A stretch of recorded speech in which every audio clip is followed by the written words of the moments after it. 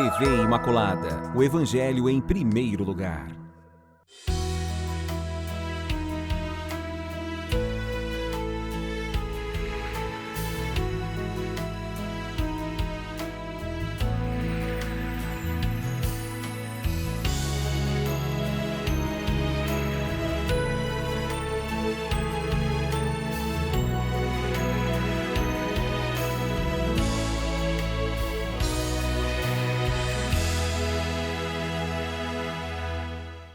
Olá, queridos amigos.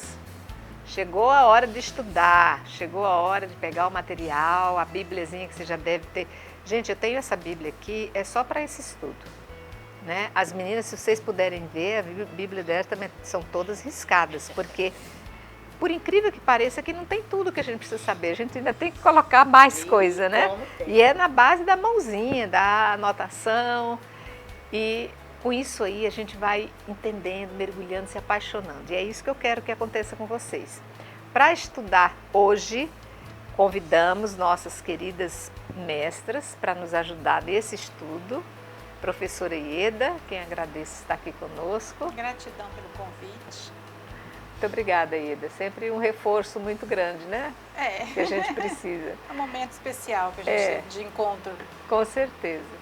E nossa querida professora Maíla, a quem agradeço.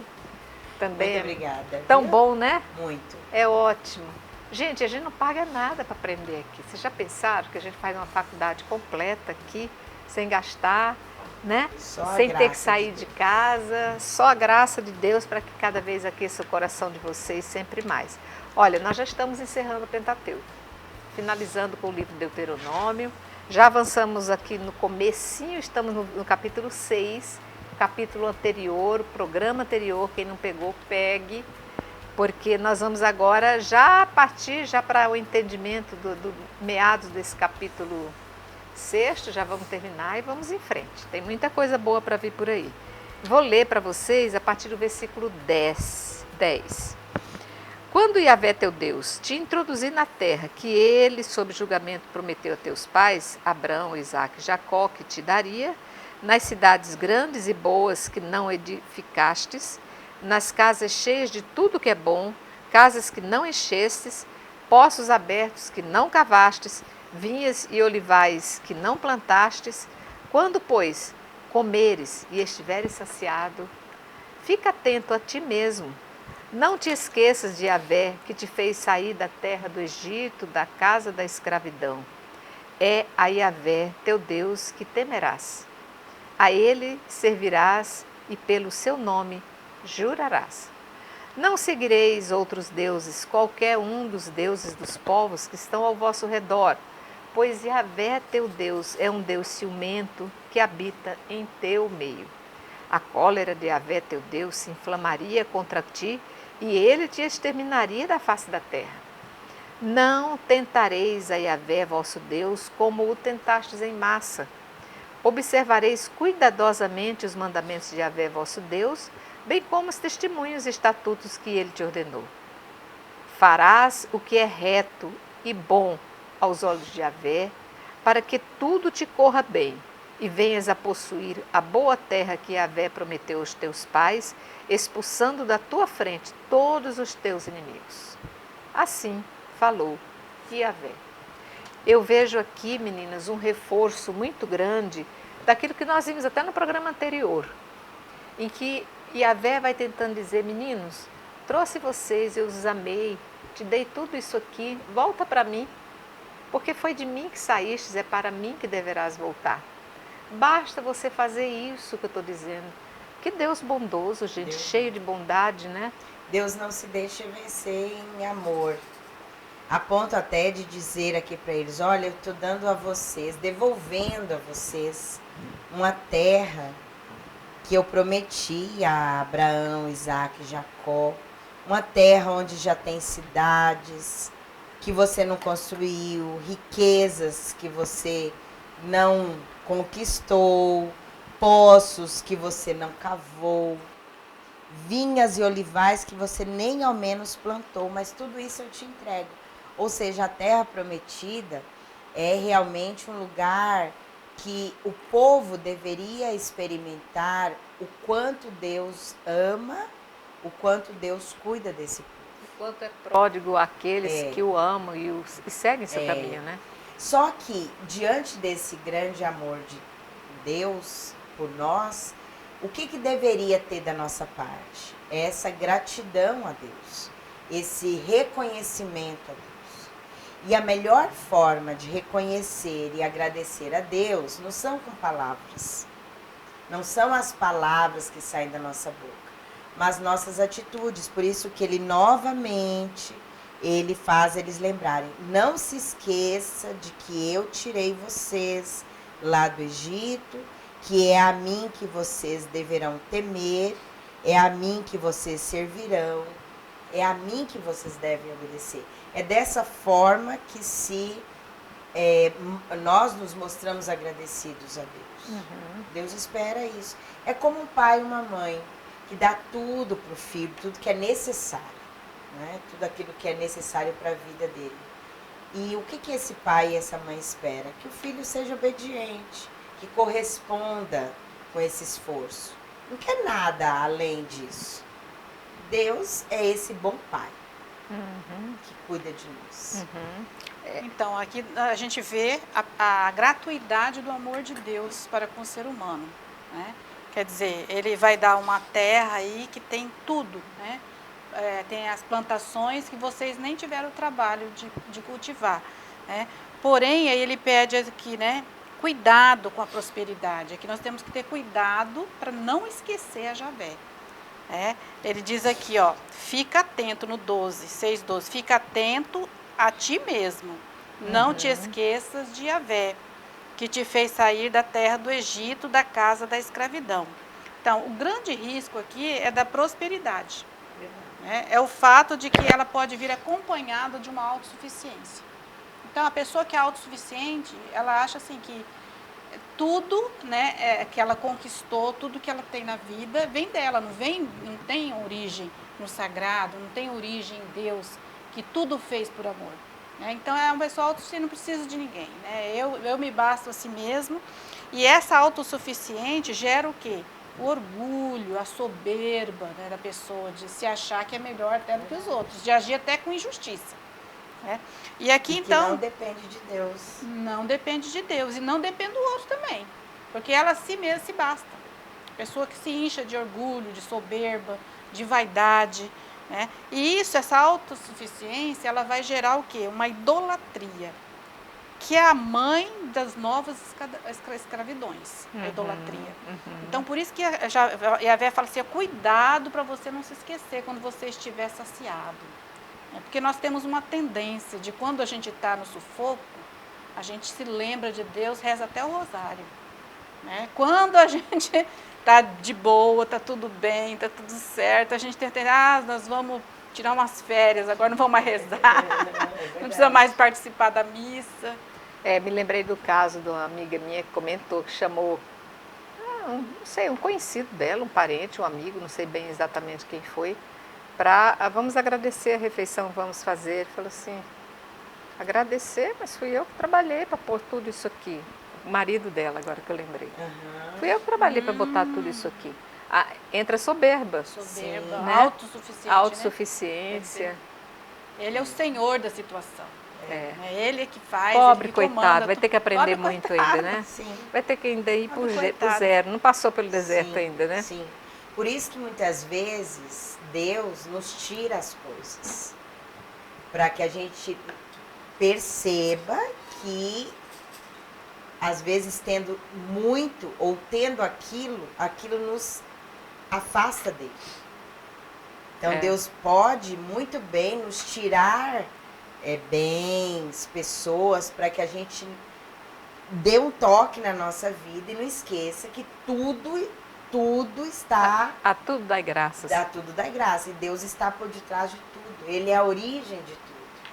Principalmente para eles que aqui vão chegar numa terra que é como se, claro, vão ter a luta de conquistar, de entrar, mas assim, já estava lá tudo. Que maravilha! Que maravilha a gente tomar posse de tudo isso.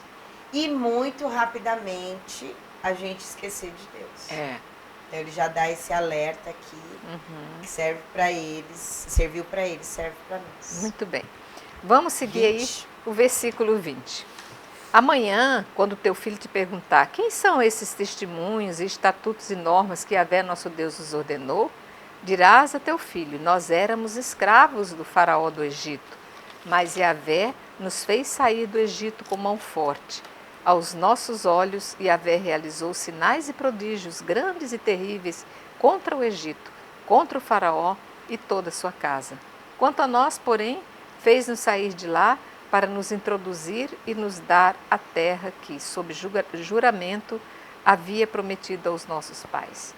Yahvé ordenou-nos então cumprirmos todos esses estatutos, temendo Yahvé nosso Deus, para que tudo nos corra bem, todos os dias, para dar-nos a vida, como hoje se vê. Esta será a nossa justiça, cuidando de pôr em prática todos esses mandamentos diante de Yahvé nosso Deus, conforme nos ordenou.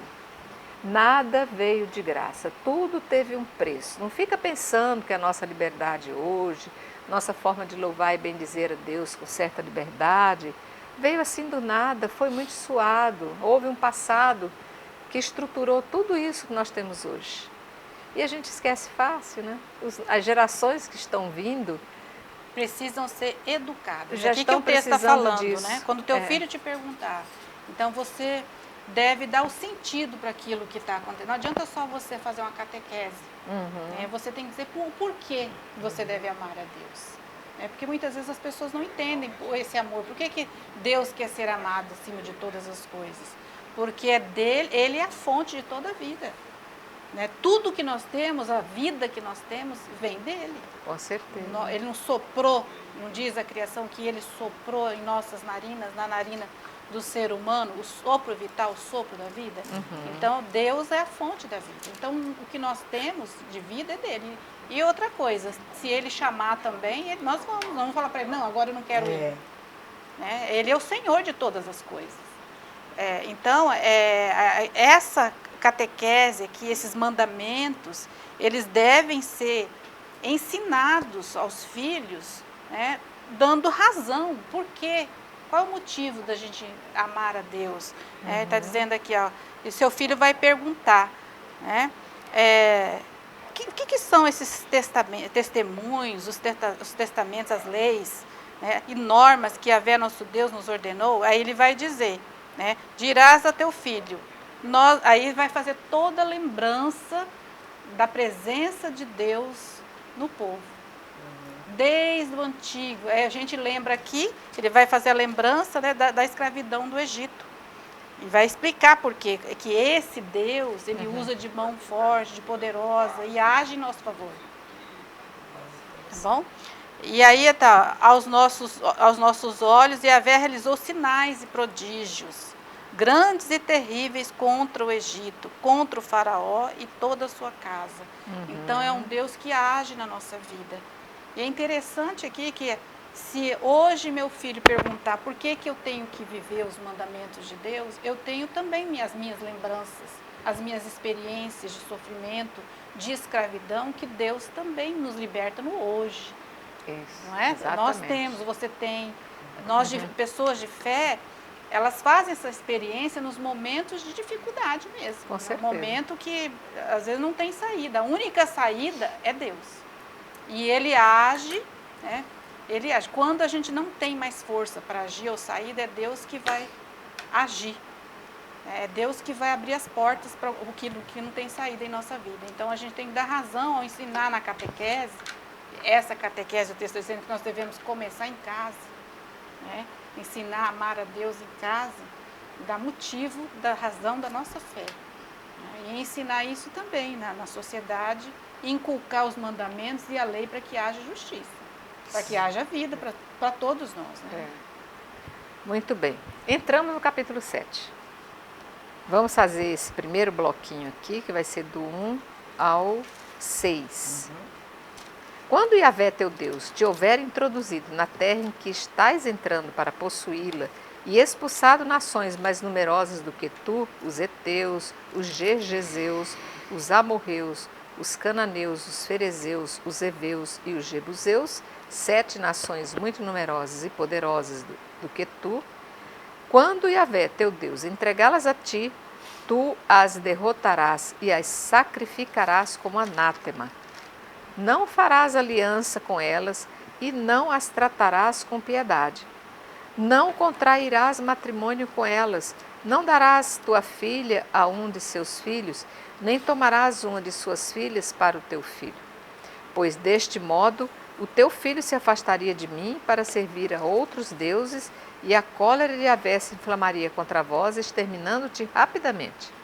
Eis como deveis tratá-los: demolir seus altares, despedaçar suas estelas, cortar seus postes sagrados e queimar seus ídolos. Pois tu és um povo consagrado a Yahvé teu Deus. Foi a ti que Yahvé teu Deus escolheu para que pertenças a ele como seu povo próprio, dentre todos os povos que existem sobre a face da terra. Não está sendo fácil para esse povo ainda tomar posse da terra, porque tem gente lá morando, habitando, vivendo, gente numerosa e poderosa. Mas o Senhor garantiu que a posse da terra será deles. Eles só vão ter que combater e não deixar pedra sobre pedra, destruir tudo, né? Esse capítulo 7, esse início aqui, ele é um prólogo daquilo que a gente agorinha vai ouvir a partir do versículo 7, do capítulo 7. Tá. Porque lá na frente a gente vai ouvir que Deus escolheu no meio de todos os povos Israel. Ou seja, Deus fez uma eleição. E isso é muito importante porque isso vai permear toda a história da salvação. Porque Deus fez a escolha de Israel. E aqui nesses versículos que você leu, aparece então Deus dizendo: você vai tomar posse da terra, inclusive diante de grandes povos, lutadores, fortes, mas que vão ser expulsos ali, para que você, que é o meu povo consagrado e eleito, tome posse daquela terra. Porque se nós não entendermos essa eleição de Deus, nós vamos até mesmo tomar isso como um outro lado, dizendo: nossa, Deus é injusto. Porque escolhe, está sempre do lado de Israel, combatendo, cuidando, e os outros? Para dar essa terra para eles, teve que tirar desses? Ou seja, se nós não entendermos que Deus fez essa escolha livremente, pelo seu desígnio, nós tomamos um grande perigo de olhar a Deus julgando o que Deus está fazendo. Então, por isso que esse início aqui, do 1 ao versículo 7, ele diz assim: olha, vocês são escolhidos para esses povos aí gentios, ou seja, pagãos. Deus vai tratá-los de uma maneira diferenciada e vocês não se misturem com eles, para que não pratiquem isso que a Ieda falou antes, da idolatria. O que é a idolatria? De todos os pecados que nós podemos cometer, infelizmente, contra Deus, a idolatria é o pior. Por que que a idolatria é o pior? Porque a idolatria é esquecer-se de quem é Deus para nós. Tirar Deus do seu centro da lugar. vida. E por outra coisa. Quando eu tiro Deus do seu lugar, ele não tem mais a importância na minha vida. Portanto, para que seguir mandamento? Tudo o resto perde o sentido. Se desfaz. Então, por isso que a idolatria é um mal que Deus não admite. Porque sabe que, uma vez cometendo essa idolatria, tirando Deus do lugar dele, abriu-se a porta para todas as outras coisas. Por isso que aqui ele reforça tanto: não deves conviver com eles, queimar tudo que se refere aos ídolos, destruir altares, postes sagrados. Para quê? Para que vocês se lembrem que eu sou Yahvé, e é a mim que vocês devem adorar. Então aqui nós vemos nesse capítulo 7, versículo 6, que Israel é um povo consagrado, né? Um povo que foi escolhido, um povo eleito. Nós temos aqui a teologia da eleição. Um povo que foi escolhido, onde houve a experiência e a manifestação do Deus vivo e verdadeiro. Né? E porque foi nesse povo também que deu origem ao Deus conosco, ao Emanuel, que é Jesus Cristo. Então, mas nós vemos que, por um tempo, essa eleição, né, ela teve um sentido. Agora nós temos com Jesus, abre-se para a universalidade desse Deus que está com todos os povos, não somente com Israel. Mas Deus é Deus de todos. Todos os povos foram feitos, criados, né, por Deus. Então, por um tempo, sim, porque chegou um certo ponto que a autossuficiência desse povo se fechou em si mesmo. Eu sou um povo separado, eu sou um povo escolhido, eu não posso comer com um pagão, você não pode participar, né? Você tem que passar por todo um ritual para você pertencer a esse povo.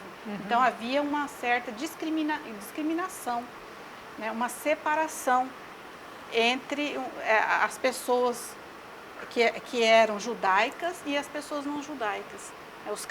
Principalmente com os cristãos, nas primeiras comunidades cristãs, houve muita discriminação por conta dessa eleição de Israel se achar autossuficiente também e não se abrir para o outro, não reconhecer até mesmo a Jesus. Porque junto com a responsabilidade, junto com a eleição veio a responsabilidade. Né? E não se verem como um povo assim eleito porque eles eram mais bonitos que os outros ou mais merecedores que os outros, mas sim porque Deus queria, através daquilo lá, exercitar ou fazer agir o seu plano, pôr em execução o seu plano. E né? É engraçado que daqui para lá no 7, como a Maíla falou, ele vai falar assim, não escolhi você porque você é o melhor. Isso. Eu não escolhi você, não te elegi, não te consagrei porque você é melhor, pelo contrário, você é o menor dos povos. Né? Então é interessante. Porque Deus sempre toma uma via diferente da nossa. Sim. As escolhas humanas estão sempre ligadas ao maior, ao melhor, ao mais forte, ao mais capacitado. Deus toma a contramão de tudo isso. Ele diz, eu escolhi você, Israel, porque você é o menor, você é o mais desobediente, você é o mais difícil de se... dobrar diante de mim. Então quer dizer que se eu conseguir com você, pronto, os outros vai ser moleza. São ficha. Então Deus pega a experiência com Israel, porque com eles Deus faria com os outros. E isso é tão verdadeiro que com Jesus mostra assim, olha, o samaritano, o pagão, o cananeu, a mulher já se dobraram. E você que eu escolhi, que é esse povo primeiramente para o qual eu vim, não se dobrou ainda. Claro que depois Jesus estende tudo isso, como ela falou. Mas Israel é esse povo escolhido por Deus, porque se Deus conseguir dobrar a Israel, os outros vão também, de alguma maneira, já se rendendo a Deus. É interessante, você está falando aí, eu estou pensando, Deus podia ter feito assim, vou mandar o meu filho nascer num reino, filho de um rei e de uma rainha, já o reino já está pronto, já tem a realeza, já tem seus súditos, ele já vem prontinho, já está cercado de cuidados, não vou ter trabalho nenhum, basta fazer ele nascer ali e pronto, mas não. Gente, que loucura, ele fez exatamente o avesso, ele foi montar um povo, ensinar esse povo na dureza do dia a dia, porque Deus também tem todo o tempo do mundo. Né? Sim, ele não tem nem tempo, né? É eterno. Nem tem tempo, né? Nem tem tempo. E na condução desse povo aí, plantar então toda essa sua ideologia da salvação através de um filho que ele queria trazer a verdade, né? Quando eu leio aqui nas páginas da Bíblia a questão da eleição, da escolha, eu lembro muito o seguinte, na sua casa, lá muitas vezes tem alguém que Deus pesca primeiro, né? Jesus pesca primeiro, aí a gente acha assim, ai, eu fui primeiro, depois vem o resto da família. E a gente acha assim, porque eu estou na igreja, eu tenho fé, Deus me escolheu na minha família para me levar. Não, porque eu que sou mais difícil da família. Às vezes você estava pertinho, seja mais humilde. Estava pertinho de se perder, né? Eu que era o pior de todos, então eu que fui, depois o resto vai vir. Conquistando a nós, os outros. Essa é a ideia de Deus. Vamos parar um pouquinho? Pequeno intervalo, nós já estaremos de volta.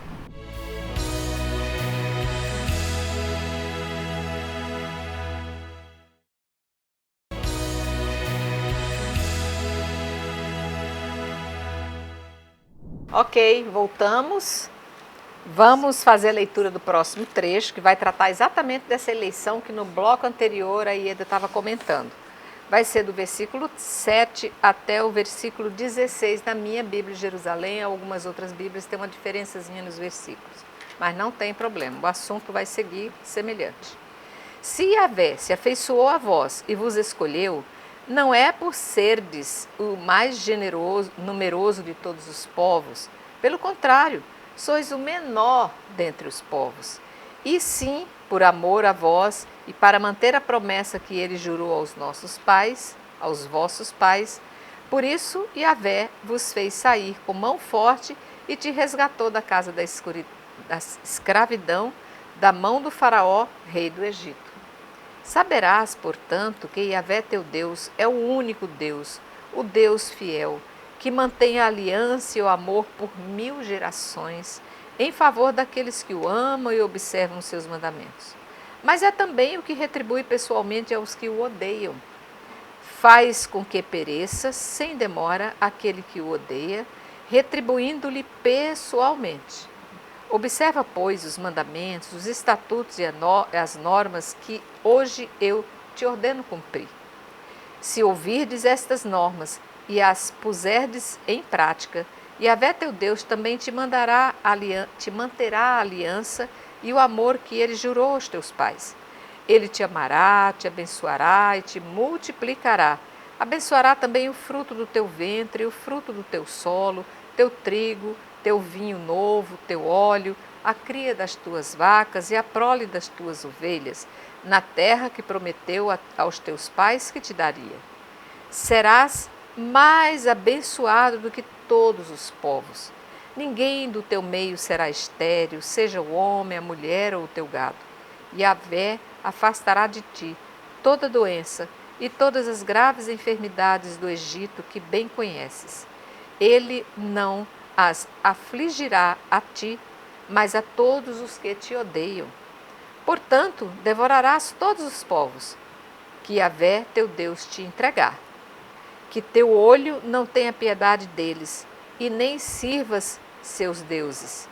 Isto seria uma armadilha para ti. Aqui é nosso Deus realmente dando a sentença final. Não fica pensando que você é bonitinho, gordinho e que é mais inteligente que os outros, não. Eu fiz isso porque fui eu que escolhi. As minhas razões eu tenho, né? Exatamente. A eleição não parte do destinatário, mas de Deus, o emissor. Que é o emissor. Ele quer, ele que escolhe. E as razões são dele. Não são os méritos do povo de Israel. Ao contrário, se olharmos, eles nem têm esses méritos todos, mas têm até mais fraquezas do que méritos. Tudo Deus nos leva a nos tornar humildes. Deus não... Porque seria o contrário se ele escolhesse o maior, o mais forte, o mais capacitado, como eu falei no bloco anterior. Isso encheria-nos de orgulho. Faria a soberba aumentar mais ainda. Porque isso nós já temos. Isso traria, então, a gente insuflar o nosso orgulho e nossa soberba. Deus, então, na escolha, ele faz a gente se tornar humilde. É aquilo que fala. Deus, ele se alegra, ele gosta daquele que é humilde, não é do soberbo. E ele faz essa humildade acontecer até mesmo nessa escolha do povo de Israel. Aqui o texto do 7 até o 16, no capítulo 7, nós vemos então quais são os motivos que Yahvé escolhe, né, esse povo Israel. Ele diz aqui, desde o 7, Yahvé se afeiçoou a vós. Foi por amor que eu te escolhi, para manter as promessas aos vossos pais. Né? Então, Yahvé, ele faz, o texto está dizendo aqui por que Yahvé escolhe Israel. Porque Israel também fez uma aliança de amor com Yahvé. Então, para ter uma aliança, né, a aliança que foi selada com os mandamentos de Deus, então as duas partes então entraram em acordo para que se tornasse realmente Israel o povo de Deus. E aí então ali no versículo 19 diz quem é Javé. Quem é Javé? Yahvé, teu Deus, é o único Deus, diz no 9. O único Deus, o Deus fiel, que mantém a aliança e o amor por 1000 gerações. Então, Deus, ele é fiel, ele mantém a sua fidelidade, mesmo Israel pecando, mesmo sendo um povo fraco, mesmo tendo as suas dificuldades na caminhada pelo deserto, mesmo muitas vezes murmurando, mesmo muitas vezes duvidando até da graça, da mão poderosa de Yahvé. Então, mas Deus, ele é único, que tem as características de quem é ele. É único e é fiel e que se mantém na aliança. E aqui então ele continua,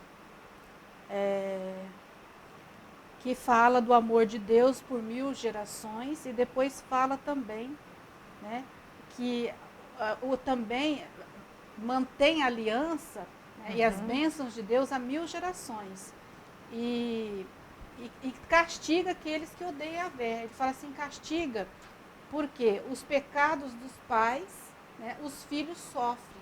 Mas a graça de Deus é bem maior do que o castigo. Então, estou falando das bênçãos de Yahvé, que o favor divino para aqueles que o amam. Né? Certo. E aí ele fala aqui de tantas bênçãos que se o povo cumprir os seus mandamentos, se manter a aliança, as bênçãos, né?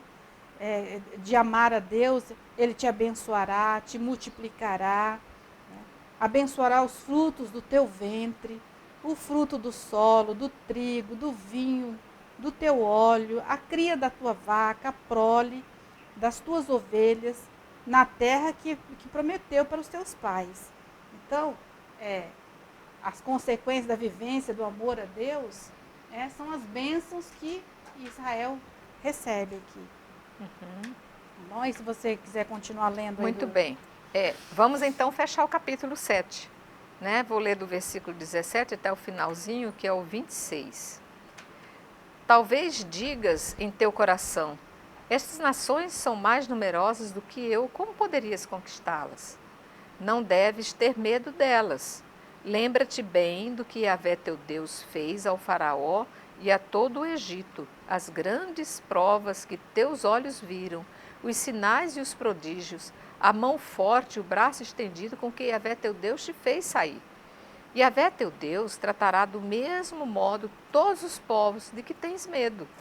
Além disso, Yahvé teu Deus enviará vespas contra eles, perecendo até os que tiverem restado e se tiverem escondido de ti. Não fiques aterrorizado diante deles, pois Yahvé teu Deus, que habita em teu meio, é Deus grande e terrível. Yahvé teu Deus, pouco a pouco irá expulsando essas nações da tua frente. Não poderás exterminá-las rapidamente. As feras do campo se multiplicariam contra ti. É Yahvé teu Deus quem vai entregá-las a ti. Elas ficarão profundamente perturbadas até que sejam exterminadas. Ele vai entregar seus reis em tuas mãos e tu apagarás o seu nome de sob o céu. Ninguém resistirá em tua presença, até que os tenhas exterminado. Queimareis os ídolos dos seus deuses. Não cobiçarás a prata e o ouro que os recobrem, nem os tomarás para ti, para que não caias numa armadilha, pois são uma coisa abominável a Yahvé teu Deus. Portanto, não introduzirás uma coisa abominável em tua casa, tornar-te-ias anátema como ela. Considera-as como coisa imunda e abominável, pois elas são anátemas. Gente, eu fico pensando a facerice desse povo, hein? Com essa declaração assim escancarada que Deus faz a esse povo. Meu Deus, se você tem um namorado que faz assim, uma declaração dessa, mulher nenhuma eu quero saber. Todas as mulheres que passarem do meu lado, eu as fulminarei com meu olhar. Não quero saber de mulher nenhuma, porque só a ti eu elegi como minha. Meu Deus, isso para o ser humano já é uma consagração. Agora você imagina um Deus Todo-Poderoso dizer isso a um povo. Foi difícil a gente achar um lugarzinho no meio do povo de Israel, né? Então, aqui a questão é, até o povo de Deus não deve temer, porque ele tem a proteção de Javé. Aqui, nos versículos anteriores, a gente viu que Israel é um povo pequeno. E aqui ele vai ter que enfrentar uma nação, as nações são numerosas, poderosas, ele fica com medo diante, ele vai enfrentar uma batalha. E aí Yahvé fala para ela, não deves temer. Né? Lembra-te, basta lembrar de que Yahvé é teu Deus. Né? E lembrar o que fez em seu favor no Egito. Então não deve temer a luta, a batalha. Ele está dizendo para a gente hoje também isso. Não deve, você é pequeno, mas você tem a Deus que é um Deus poderoso, que é um grande, terrível. Lá no 21, ele vai falar, eu habito no teu meio, eu estou com você. Né? É um Deus grande, é terrível. E porque é Yahvé mesmo que vai expulsar as nações. Né? Se você não poderá exterminá-las rapidamente, as feras do campo se multiplicariam contra ti. É Yahvé teu Deus quem vai te entregar, vai entregá-las a ti. Olha só, é Deus mesmo que vai agir com mão poderosa. Exatamente. Deus mesmo, basta então amá-lo, seguir os seus mandamentos e confiar nessa presença. E lembrar das coisas que Deus fez em favor de Israel. Agora tome cuidado, ele vai dizer, olha aqui, cuidado com os seus deuses. Lá no 25, você deve queimar os ídolos dos seus deuses, para você não se contaminar, não cair na idolatria. Olha aqui, não cobiçarás a prata e o ouro. Né? Então ele pede para consagrar tudo aquilo, todos aqueles bens materiais de guerra que foram entregues para Israel como anátema. Quer dizer, algo que ele não vai se aproveitar, certo, mas vai ser consagrado a Deus, né, para que ele não se contamine, para que ele não caia na idolatria. Que o grande perigo é esquecer de Deus. Né? Então, para não esquecer, você tem que estar lembrando do que ele fez, cumprir os seus mandamentos. E aqui, cuidado com a idolatria. Porque esse perigo, não temos nações que são maiores que você. Não temos perigos que você tem que enfrentar. Mas cuidado para você não adorar outros deuses. Né? Não substituir o Deus verdadeiro, que é Yahvé, por deuses falsos, fabricados com imagens, que geram idolatria. Então, está chamando, então Israel está sendo chamado a construir e a levar adiante o projeto de Deus, que é construir uma sociedade justa, colocando em prática, né, todas as ordens, mandamentos, estatutos e leis que foram dados por Yahvé através de Moisés. Na verdade, né, Maíla, esse aqui é essa força divina que Deus promete dar para esse seu povo eleito e escolhido, para que, diante do medo, eles se mantenham acreditando que tem alguém ali. Isso para nós também é uma fortaleza, né? É um consolo. Porque se eu me colocar como uma pessoa eleita também, escolhida por Deus, porque sou filha amada e desejada, eu posso ter certeza de que as dificuldades ele haverá de eliminar da frente. Estará comigo também, né? Então, Ana, eu queria trazer mais uma vez essa confiança que o povo de Israel deve ter em Deus. Porque aqui o diálogo de Deus com eles mostra que é a mim que vocês devem confiar. Não pensa que vocês vencerão as nações, vocês conquistarão essa terra. Na verdade, Deus está dizendo a eles, eu é quem fiz tudo. Me lembra aqui muito o que ele diz ao profeta Jeremias. Olha, eu te constituí profeta sobre as nações. Sou eu quem vai destruir, vai edificar. Eu te consagrei. E me lembra também, aqui nas palavras de Deus, aquilo que Jesus também fala quando envia os discípulos em missão. Ele diz, olha, sou eu quem colocarei as palavras na boca de vocês. Não se preocupem em querer ter argumentos, em saber o que vocês devem falar ou não, como vocês vão chegar às pessoas. Eu farei tudo. Você deve ser apenas esse instrumento, esse colocar-se na confiança minha, que o restante eu faço. Então aqui esse trecho me faz lembrar muito essas passagens, para que a gente possa continuar renovando essa confiança em Deus. Muitas vezes a gente se acha muito autossuficiente em achar que a gente é que vai dar conta. Isso. Nós não damos conta, não. É Deus quem faz tudo. Eu me lembrei de São Moisés, tá? Que agora eu chamo Moisés só de São Moisés. Você já canonizou Canonizei Moisés. Que chega pobre, coitado daquele homem, Deus fala exatamente isso. Eu colocarei palavra na tua boca, vai, siga, vai tranquilo. Gente, mas isso é um incentivo quando nós assumimos as missões. E ele não sabia nem falar, ele era gago. Pior ainda, coitadinho. Me faz lembrar Que dificuldade. Me faz lembrar um professor da academia, que ele também é gago. Eu acho tão engraçado. Só que ele não tem essa disponibilidade que São Moisés tinha, né? Então, eu fico imaginando as nossas missões, os nossos trabalhos, nossos compromissos, aquilo que a gente abraça, as nossas causas em prol da evangelização, bate insegurança às vezes. Por que eu estou me metendo nisso? Por que é que eu vou fazer? Gente, se o Senhor aqueceu o seu coração, vá em frente. Quem vai fazer o trabalho é Ele, não temam. Isso foi dito lá atrás para Moisés, é dito hoje para nós. Ele renova sempre esse compromisso. O dono da messe é Ele. Exatamente. Ele é o dono da messe. Não somos nada. A gente tem que ter essa confiança. Temos que fazer a nossa parte. O povo de Israel aqui precisava fazer também a parte deles. Caminhar, confiar, ir pelo deserto. Mas não esqueçam, não foram vocês que abriram o mar, não foram vocês que se alimentaram sozinhos.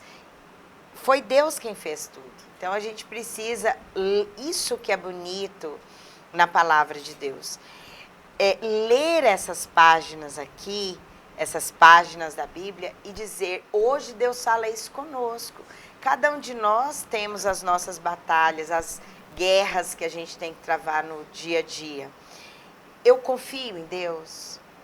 Eu acredito que Deus está à frente, batalhando por mim, para que eu conquiste tudo aquilo que é para o meu bem, para o bem da minha salvação e conquiste essa terra prometida que é o céu.